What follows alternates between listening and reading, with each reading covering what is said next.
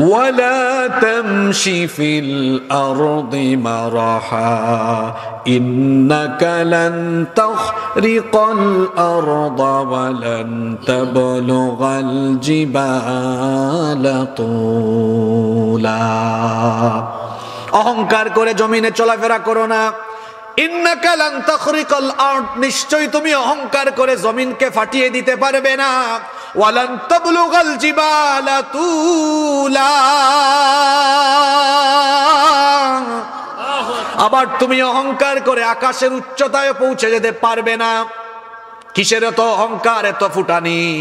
এক ফুটা নাপাক পানি থেকে আপনার পয়দা হয়েছে, যে নাপাক পানি বের হয়ে গেলে মানুষের উপর গোসল ফরজ হয়ে যায়। এই রকম এক ফুটা নাপাক পানি থেকে আমাকে আপনাকে যিনি বানিয়েছেন তিনি কে? আল্লাহ। সাইয়েদনা লোকমান হাকিমের নাম আমরা জানি।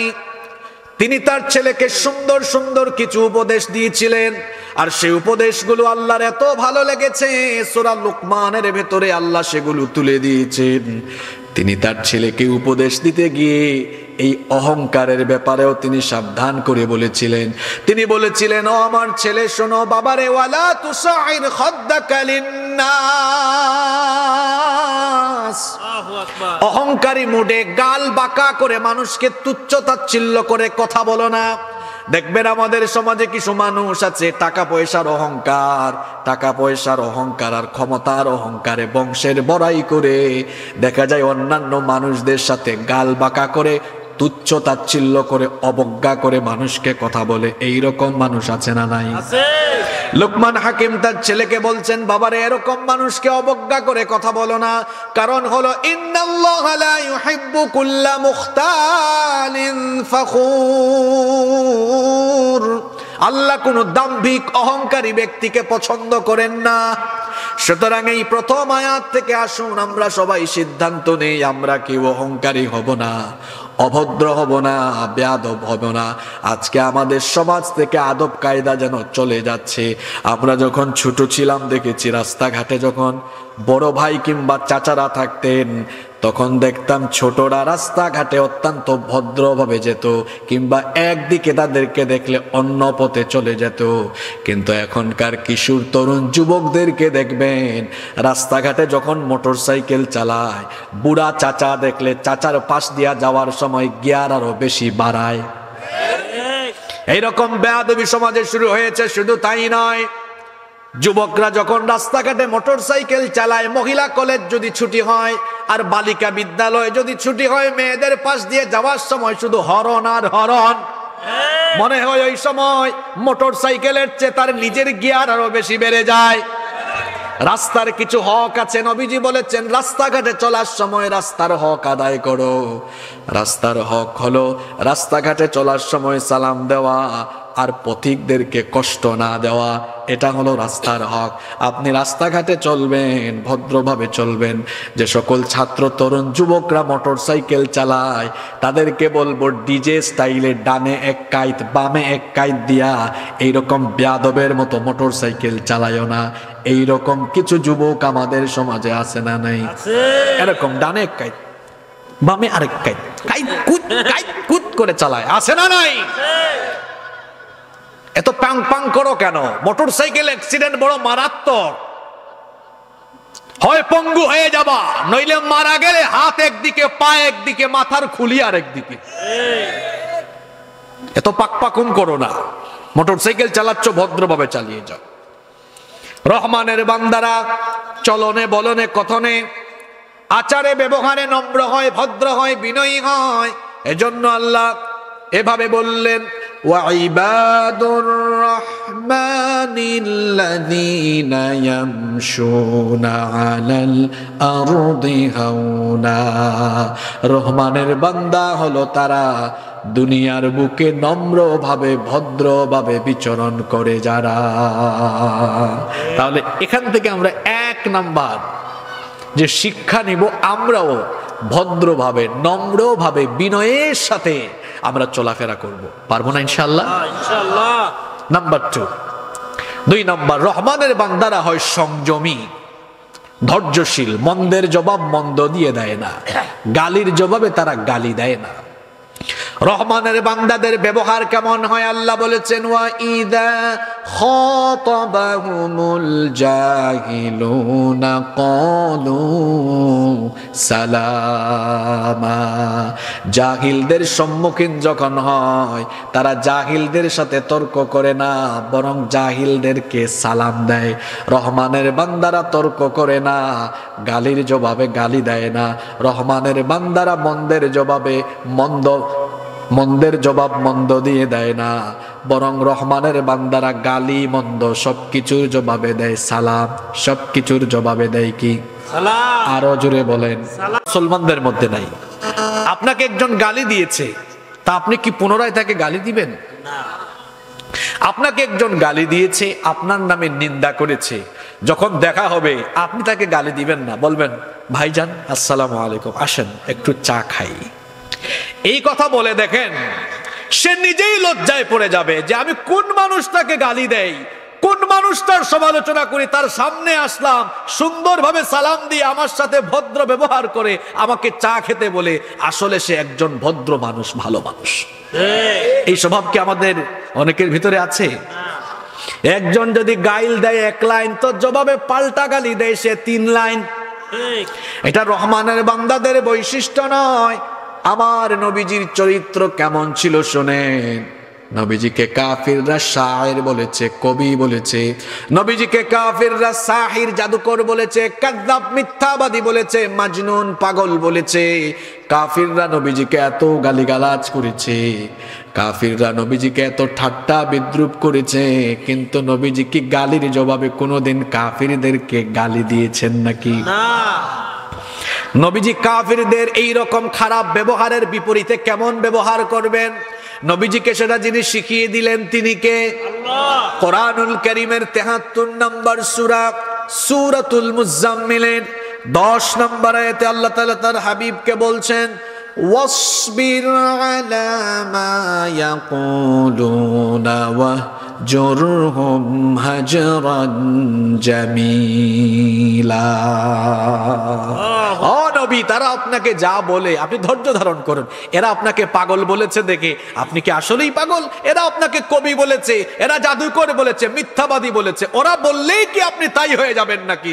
আপনি ধৈর্য ধারণ করুন। ওরা আপনাকে গালি দেয়, আর আমি আপনাকে বলছি ওয়ারাফা'না লাকা যিকরাক, আমি আপনার সম্মান আর মর্যাদা বাড়িয়ে দিব। সুবহানাল্লাহ।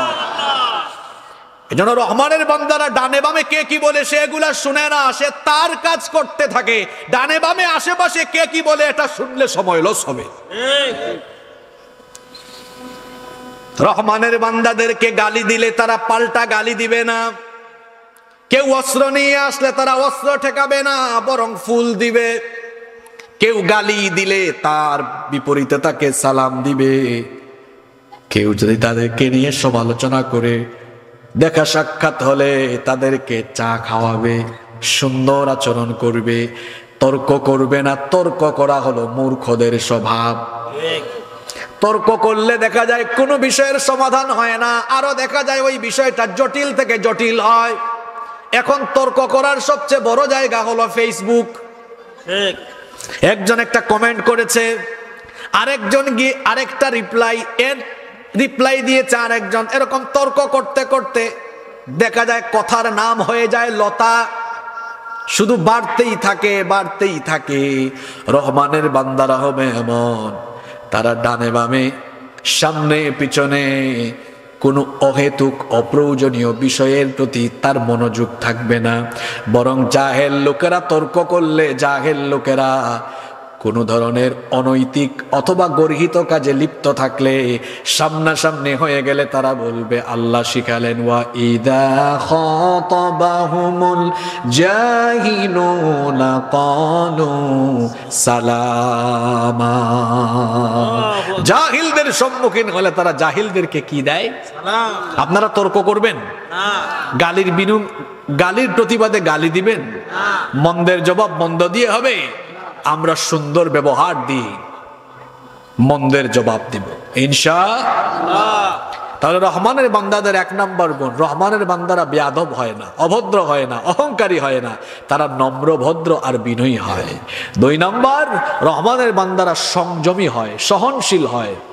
ধৈর্য ধারণকারী হয়। 3 নাম্বার, রহমানের বান্দাদের রাত কিভাবে কাটে আল্লাহ পরের আয়াতে বলেছেন, দিনের বেলা তো তারা অহংকার করে না, এমনকি দিনের বেলা তারা জাহিলদের সাথে তর্ক করে সময় নষ্ট করে না।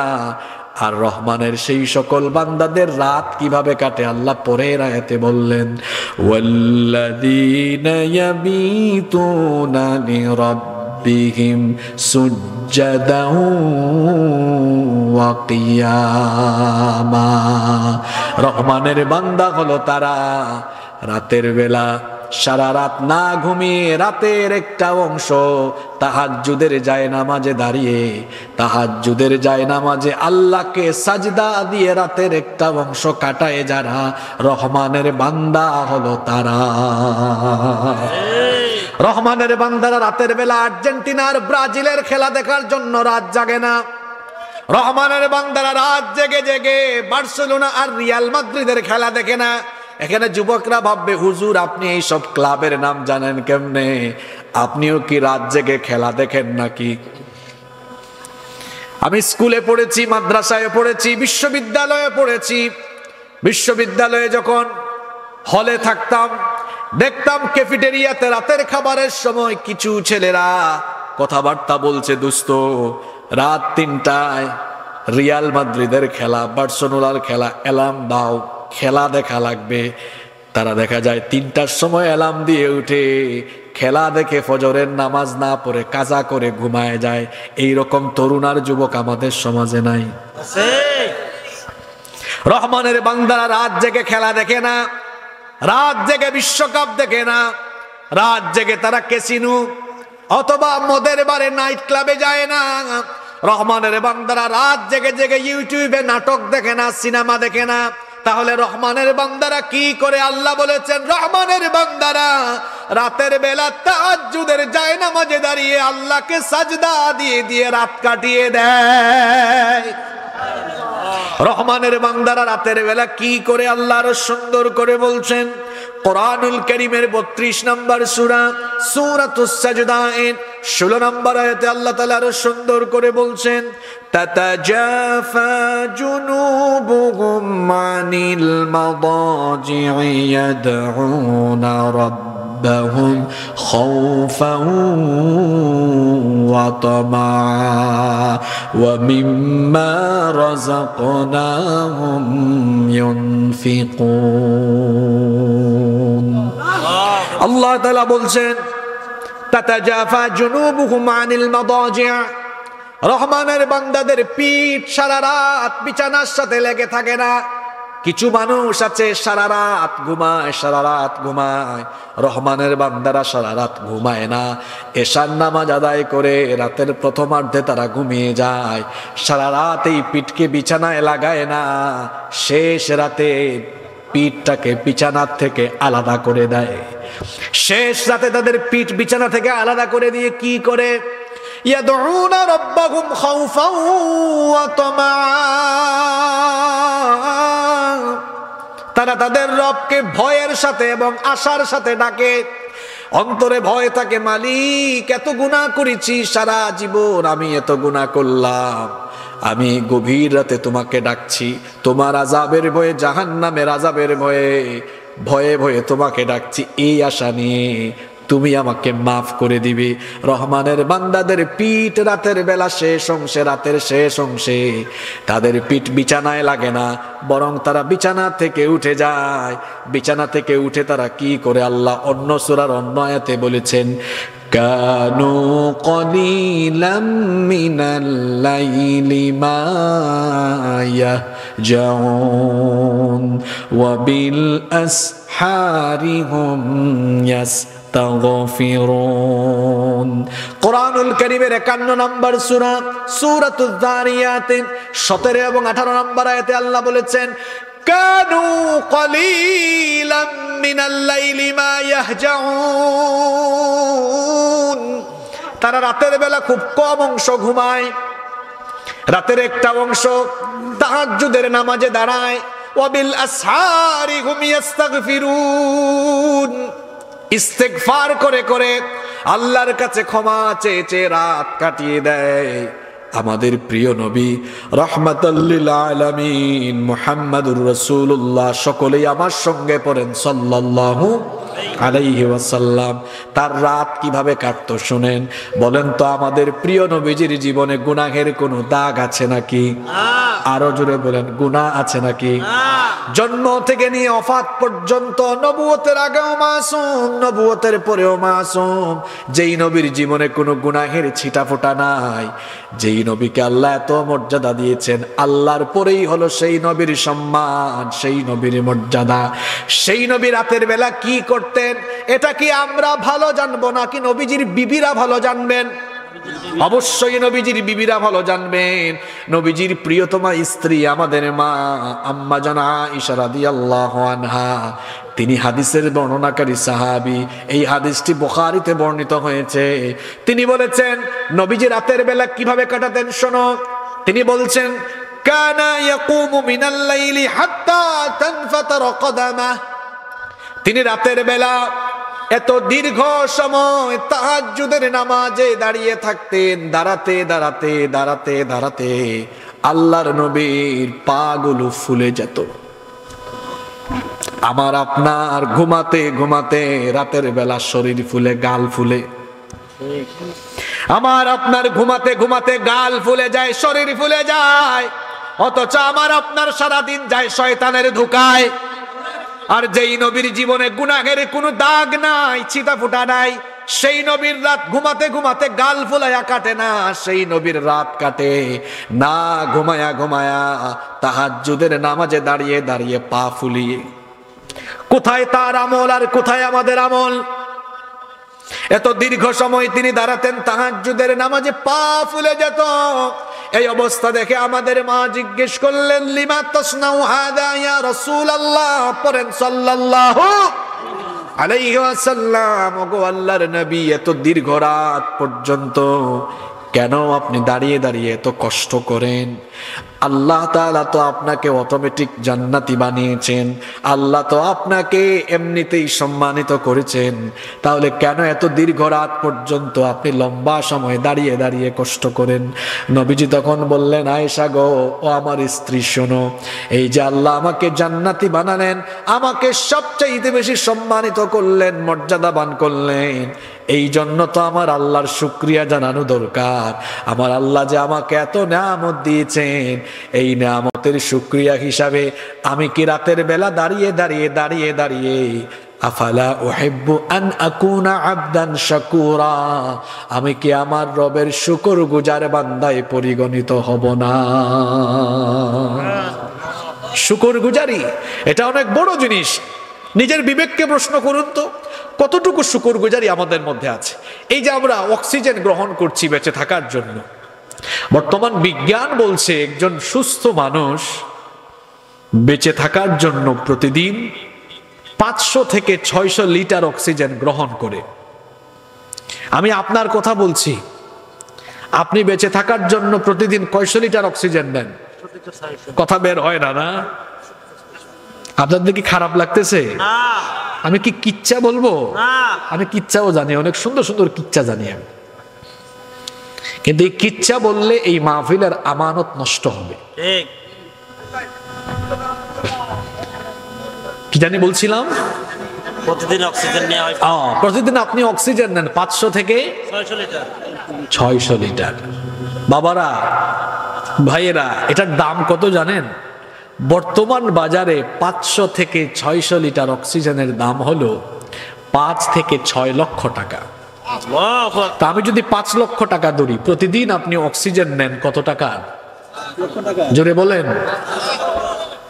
প্রতিদিন 5 লক্ষ হলে মাসে হয় 150 লক্ষ, মানে 1.5 কোটি। আপনার বাপ দাদা 14 গোষ্ঠীর সম্পদ বিক্রি করে আপনি অক্সিজেন কিনতে পারবেন না।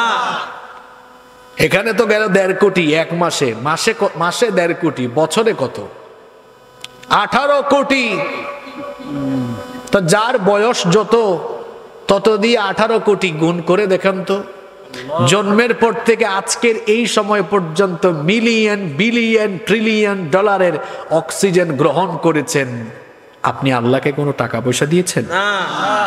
আল্লাহর দেওয়া অক্সিজেন গ্রহণ করে আল্লাহর দেওয়া অক্সিজেন নিয়ে বেঁচে আছেন, কিন্তু তাহাজ্জুদ তো দূরের কথা, শুকরিয়া হিসাবে 5 ওয়াক্ত দিয়ে 5 বার আল্লাহকে সাজদাও দিতে পারেন না, এমন নাফরমান হয়েছেন আপনি। নবীজি তার স্ত্রীকে জবাব দিচ্ছেন, তুমি যে আমাকে জিজ্ঞেস করছো কেন এত রাত পর্যন্ত দাঁড়িয়ে পা ফুলাই ফেলি, আফালা উহিব্বু আন আকুনা আবদান শাকুরা, আমি কি আমার রবের শুকরগুজার বান্দায় পরিগণিত হব না? আল্লাহু আকবার। কথা কি মাথার ভিতরে যায় না উপর দিয়ে যায়? বুঝবার চেষ্টা করেন। রহমানের বান্দারা রাতের বেলায় একটা সময়, কিছু সময় তারা তাহাজ্জুদে দাঁড়িয়ে কাটায়, কারণ এই সময় রব্বুল আলামিন দুনিয়ার আসমানে নেমে আসেন, এসে আল্লাহ নিজেই আপনাকে ডাকেন। 5 ওয়াক্ত নামাজের মুয়াজ্জিন হচ্ছেন, 5 ওয়াক্ত নামাজের জন্য আজান দেন আমাদের মুয়াজ্জিন সাহেব, কিন্তু তাহাজ্জুদ নামাজের মুয়াজ্জিন হলেন আল্লাহ। আপনি ভুল বুঝবেন না, মুয়াজ্জিন মানে হলো ঘোষণাকারী। তাহাজ্জুদের সময় একজন ঘোষণাকারী এসে ঘোষণা দেন, ওই ঘোষণাকারী কে? আল্লাহ।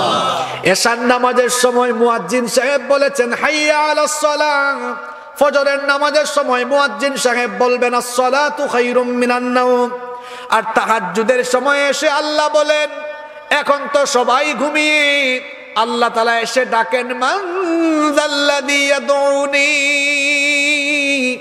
কে আছো এখন ঘুম ভেঙে আমাকে ডাকবা, ডাকো। ফাআস্তাজিবা লাহু, যে আমাকে এখন ডাকবে আমি তার ডাকের জবাব দিব।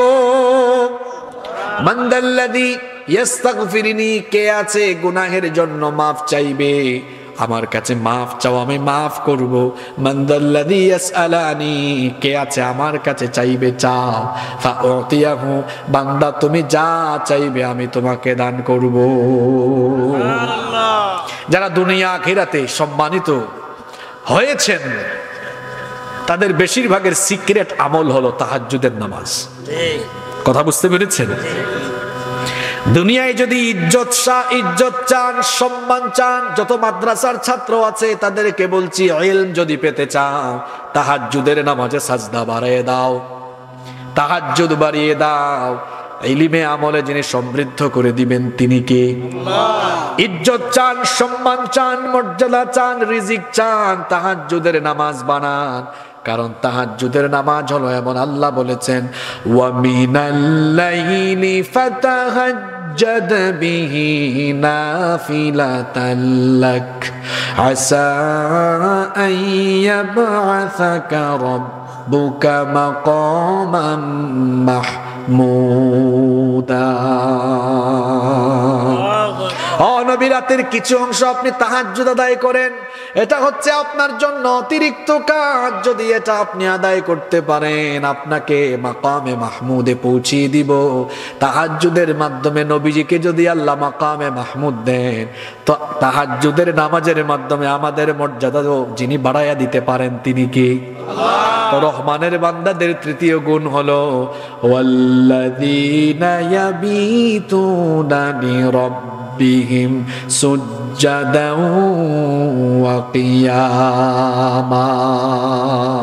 রাতের বেলা তাহাজ্জুদের নামাজে দণ্ডায়মান হয়ে আর সাজদা দিয়ে দিয়ে রাত কাটায়। আমরাও পারবো না মাঝে মাঝে? বলেন না ইনশাআল্লাহ। নাম্বার 4, রহমানের বান্দাদের 4 নাম্বার গুণ দেখেন, ভদ্রতার বিনয় এখান থেকে শেখা যায়। ইবাদত করে ইবাদতের অহংকারও করা যাবে না। আপনি মনে করবেন না 5 ওয়াক্তের নামাজি তাহাজ্জুদ গুজারি আপনি জান্নাত পেয়ে গিয়েছেন। কিয়ামতের দিন বহু আমলদার মানুষও জাহান্নামে যাবে, আবার কিয়ামতের দিন কিছু মানুষ আমল কম দিয়েও আল্লাহর দয়ায় জান্নাতে চলে যাবে। জান্নাতে যাওয়ার জন্য আমলের সাথে আল্লাহর রহমেরও দরকার, আল্লাহর দয়ারও দরকার। রহমানের বান্দাদের 4 নাম্বার গুণ হলো তারা ইবাদতের সাথে সাথে জাহান্নামের আযাবের ভয় করে, জাহান্নামের আযাব থেকে আল্লাহর কাছে পানা চায়, দোয়া করে।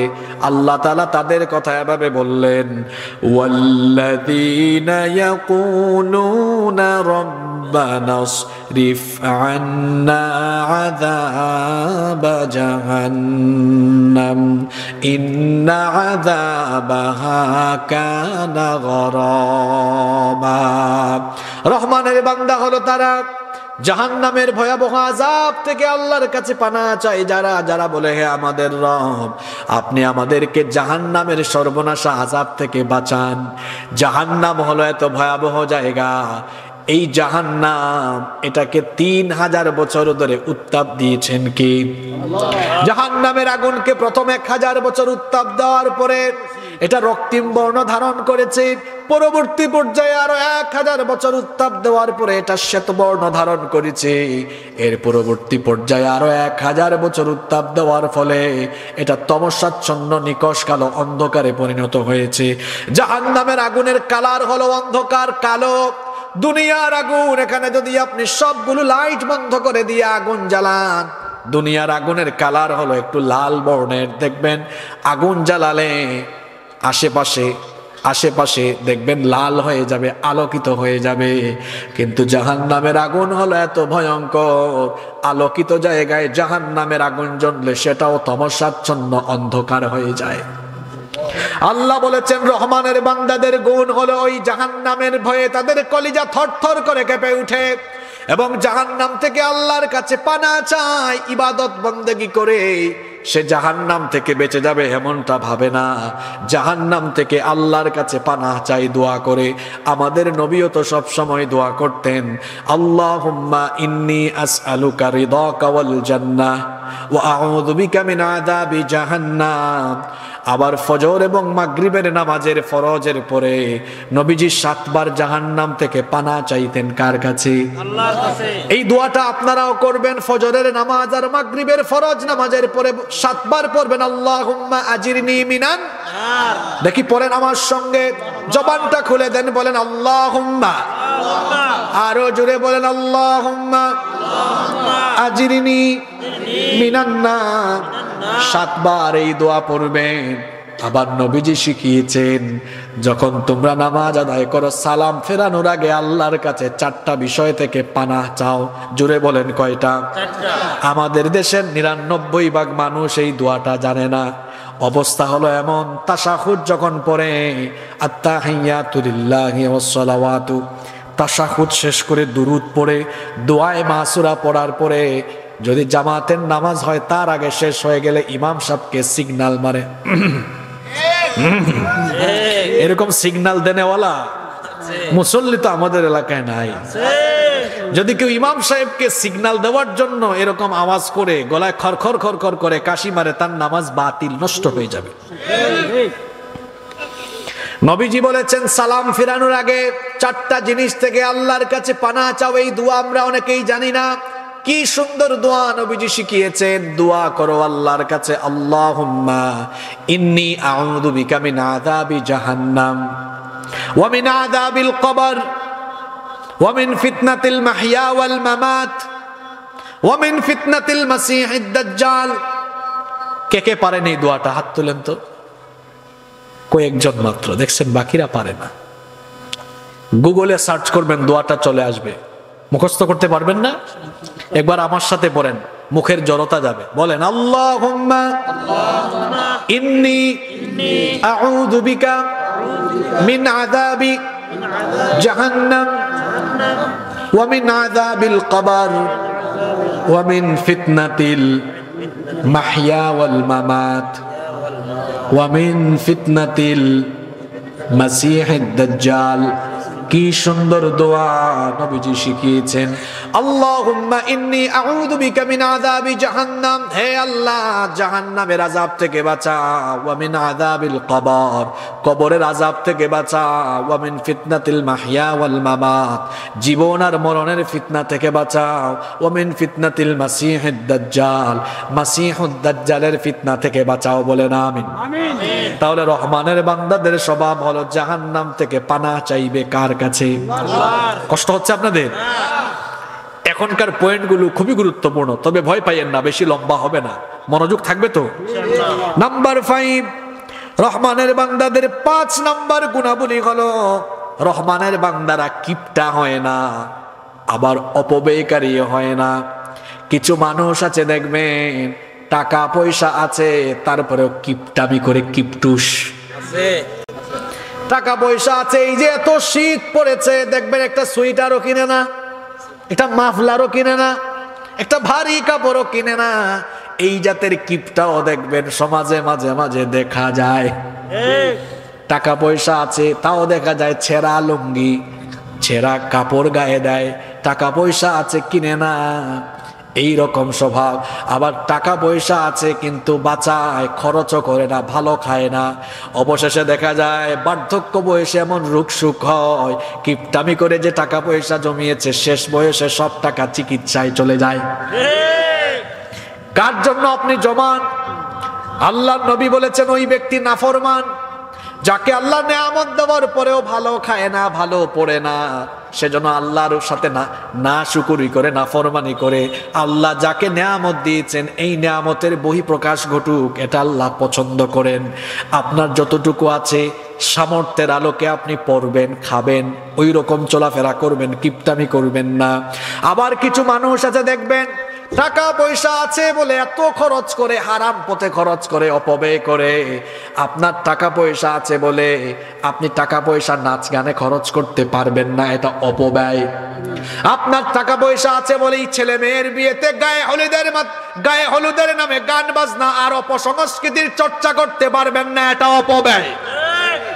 টাকা পয়সা আছে বলেই আপনি মদের বারে যেতে পারবেন না, নাইট ক্লাবে যেতে পারবেন না। আল্লাহ তাআলা বলছেন রহমানের বান্দারা অপব্যয় করে না, আবার কিপটামিও করে না, বরং রহমানের বান্দারা হয় দানশীল। জোরে বলেন রহমানের বান্দারা হয় কি? আল্লাহ তাআলা বলছেন ওয়াল্লাযীনা ইযা আনফাকু লাম ইউসরিফু ওয়া লাম ইয়াকতুরু ওয়া কানা বাইনা যালিকা কাওয়ামা। রহমানের বান্দা হলো তারা কৃপণতা এবং অপব্যয়কারী হয় না যারা, বরং ওয়া কানা বাইনা যালিকা কাওয়ামা, মধ্যম পন্থা অবলম্বন করে চলে। রহমানের বান্দারা কেমন হয় শুনেন। আল্লাহ তাআলা অন্য আয়াতে বলেছেন ওয়ালা তাজআল ইয়াদাকা মাগলুলাতান ইলা উনুকিকা ওয়ালা তাবসুতহা কুল্লাল বাসতি ফাতাকউদা মালুমান মাহসুরা। আল্লাহ তাআলা বলেছেন তুমি তোমার হাতকে ঘাড়ে আবদ্ধ করে রেখো না, এটা একটা রূপক কথা। এর মানে হলো আপনি আপনার হাতকে কৃপণ বানিয়ে ফেলবেন না। আবার আল্লাহ বলেছেন এটাকে আবার একেবারে মেলেও দিও না, অর্থাৎ যা আছে সব কিছু দান করে দিও না। কি সুন্দর আল্লাহ শিখালেন, বান্দা তোমাকে আমি যা দিয়েছি তোমার প্রয়োজন মতো, তোমার পরিবারের প্রয়োজন মতো এগুলা তুমি খরচ করো, খাও, পড়ো, সুন্দর জীবন যাপন করো।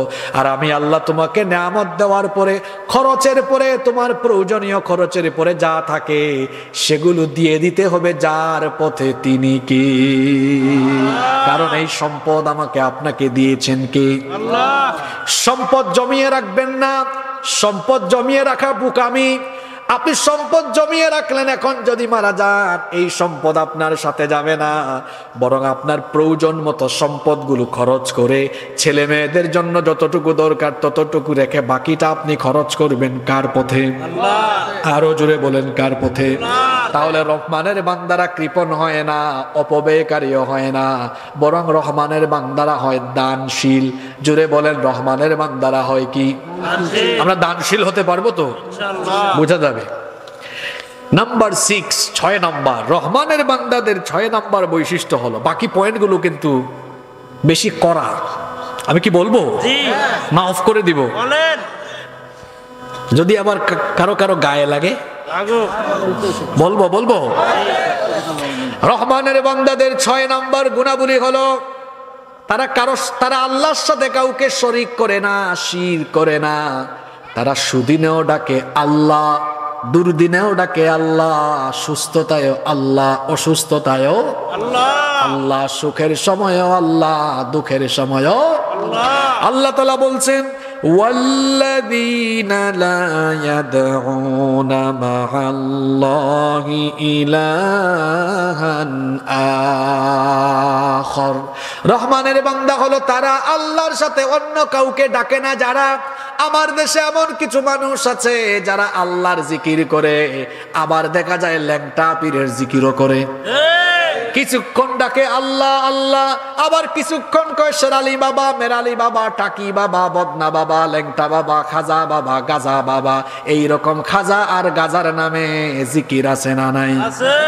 আল্লাহ বলেছেন রহমানের বান্দারা আল্লাহকে বাদ দিয়ে অন্য কারো জিকির করে না। রহমানের বান্দারা সুস্থ তখনও বলে আল্লাহ, অসুস্থ যখন হয়ে যায় আইয়ুব নবীর মতো তখন তারা যার জিকির করে, যাকে ডাকে তিনি কি?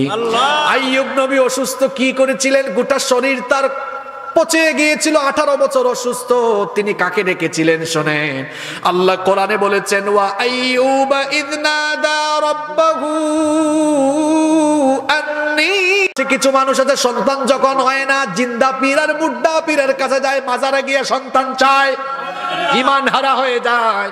কিন্তু যারা সন্তান পায় না, রহমানের বান্দারা সন্তান চায় কার কাছে? ইব্রাহিম নবীর 86 বছর হয়েছে, বুড়া মানুষ, সন্তান নাই।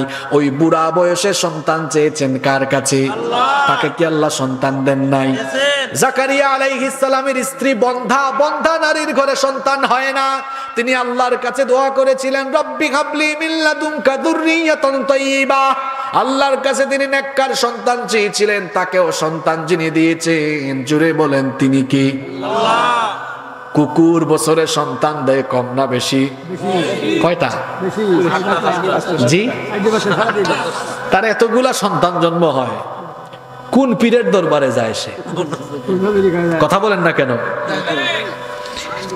যারা মুসলমান পরিচয় দিয়ে সন্তান যাওয়ার জন্য জিন্দা পীর আর মুর্দা পীরের কাছে যায়, কুত্তা থেকে এরা শিক্ষা নিক।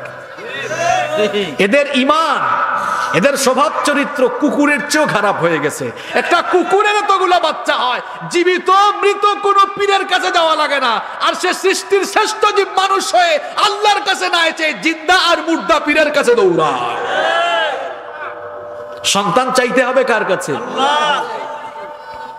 সূরা ফাতিহায় কি পড়ে নামাজে গিয়ে কিচ্ছু বুঝে না? ইয়াকা না'বুদু ওয়া ইয়াকা নাসতাঈন। কেউ চুপ থাকবেন না ভাই, প্রথমে যেরকম ছিল এরকমই রাখেন, কুতুর কুতুর কইরেন না। ইয়াকা না'বুদু ওয়া ইয়াকা নাসতাঈন, কেউ চুপ থাকবেন না। আয়াতটা আসেন মধুর সুরে আমরা পড়ি, ইয়াকা না'বুদু ওয়া ইয়াকা নাসতাঈন। কি পড়লেন? কিচ্ছু তো বুঝলেন না আপনি। আপনি বলেছেন ইয়াকা না'বুদু, কেবলমাত্র আমরা ইবাদত করি কার? আমি সাজদা কোনো পীরকে দিব না, কোনো হুজুরকে দিব না, আমার ইবাদত কেবল একজনই পাবেন, তিনি কে? এটা আমি সূরা ফাতিহায় স্বীকারোক্তি দিলাম এবং এটাও বললাম ওয়া ইয়াকা নাস্তাঈন। চাকরিতে বরকত নাই, মাজারে যাব না। বাচ্চা হয় না, মাজারে যাব না। অসুস্থতার জন্য আমি মাজারে যাব না, জীবিত পীর মৃত পীরের কাছে যাব না, কারণ আমি সূরা ফাতিহা তিলাওয়াত করে বলেছি ওয়া ইয়াকা নাস্তাঈন, যা কিছু চাইবো যার কাছে তিনি কি? আল্লাহ তাআলা বলেছেন রহমানের বান্দাদের গুনাহবলী হলো তারা শিরক করে না। ওয়াল্লাযীনা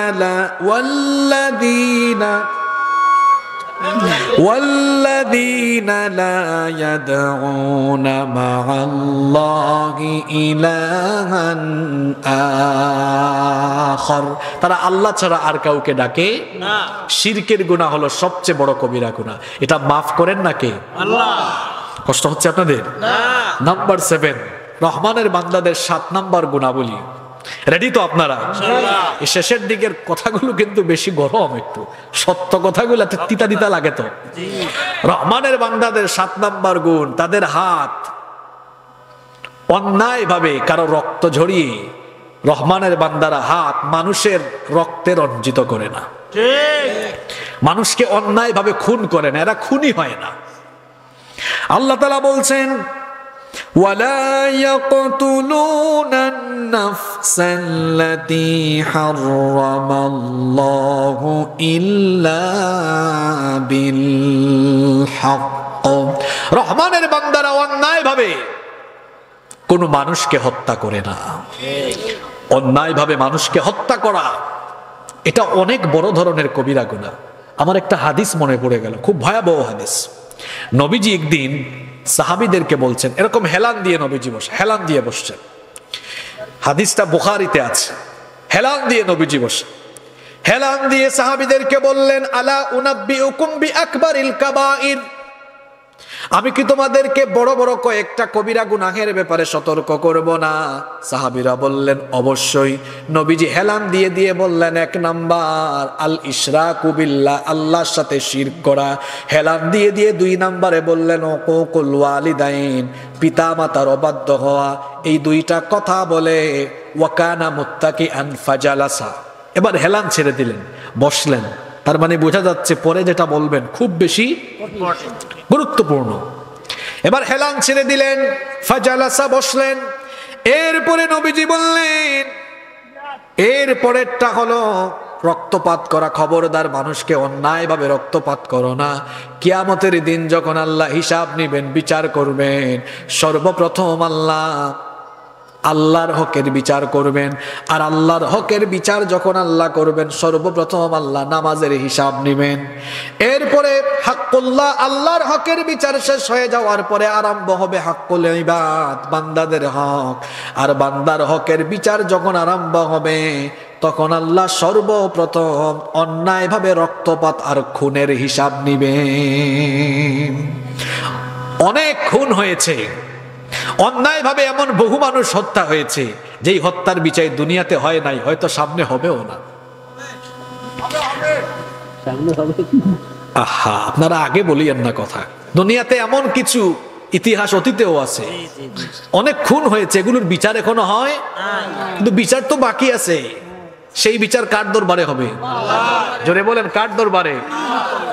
এমন বহু হত্যাকাণ্ড হয়েছে, যারা মানুষ, যেই সকল মানুষগুলো নিরপরাধ ছিল, কোনো অপরাধ ছিল না, নিরপরাধ মানুষগুলোকে অপরাধী বানিয়ে বিচার বহির্ভূত কায়দায় মেরে ফেলা হয়েছে। সেই বিচারের হিসাব নেবেন কে? আল্লাহ। অন্যায়ভাবে ক্ষমতার জন্য মানুষ মেরে ফেলা, এটা ফেরাউনের স্বভাব। কোরআনে কারীমে আল্লাহ অসংখ্য আয়াতে বলেছেন। কোরআনের 44টা সূরার 532টা আয়াতে ফেরাউন নিয়ে আলোচনা। কি জাতের জিনিস আপনারা চিন্তা করেন, 532টা আয়াত শুধুমাত্র তার ব্যাপারে। এই ফেরাউন, সে তার ক্ষমতার জন্য অসংখ্য শিশু হত্যা করেছে। এই শিশুদের কোনো অপরাধ ছিল না। একটা স্বপ্ন দেখেছিল, স্বপ্ন বিশারদরা বলেছিল বনি ইসরাইলের ঘরেই এমন শিশু আসবে যে শিশুর মাধ্যমে বড় হলে ওই শিশুর মাধ্যমে তোমার ক্ষমতা যাবে। আইন পাশ করেছিল, তাহলে বনি ইসরাইলের ঘরে জন্ম নেওয়া প্রত্যেকটা ছেলেকে আমি জবাই করে ফেলবো, বড় হইতেই দিব না। ফেরাউন তার ক্ষমতার জন্য, তার চেয়ার টিকিয়ে রাখার জন্য নিরপরাধ ভাবে যেমন মানুষ হত্যা করেছে, চেয়ার ঠিক রাখার জন্য বর্তমান এই পৃথিবীর বর্তমান যুগের ফেরাউনরাও যারা বেঁচে থাকলে চেয়ার নড়ে বড়ে হয়ে যাবে, যারা বেঁচে থাকলে ক্ষমতার জন্য হুমকি হবে, তাদেরকেও নিরপরাধ মানুষগুলোকে অপরাধী বানায়া এই যুগের ফেরাউনরাও মেরে ফেলেছে। নিরপরাধ ভাবে মানুষকে মেরে ফেলা, এটা হলো ফেরাউনের মতো স্বৈর শাসকদের নমুনা। ঠিক।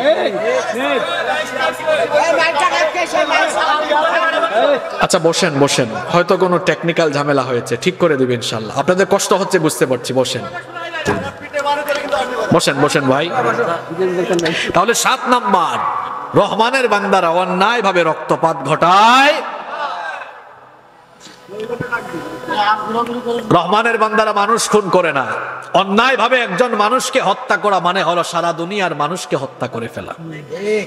অনেক সময় আলেমদেরকে এদেশের কিছু অজ্ঞ লোকেরা বলে আলেমরা চরমপন্থা, উগ্রপন্থাকে উস্কে দেয়, অথচ আমরা কোরআন থেকে কথা বলছি। সূরা মাঈদায় আল্লাহ বলেছেন, যে ব্যক্তি অন্যায় ভাবে একজন মানুষ হত্যা করে ফাকান্নামা কাতালান নাসা জামিআ, সেজন্য সারা দুনিয়ার মানুষকে হত্যা করে। যারা কোরআনকে জঙ্গিবাদী কিতাব বলে, আলেমদেরকে জঙ্গিবাদের মদতদাতা বলে, তাদেরকে বলবো আমরা কোরআন থেকে এত সুন্দর সুন্দর কথা বলি, তাও আমাদেরকে জঙ্গি বলো।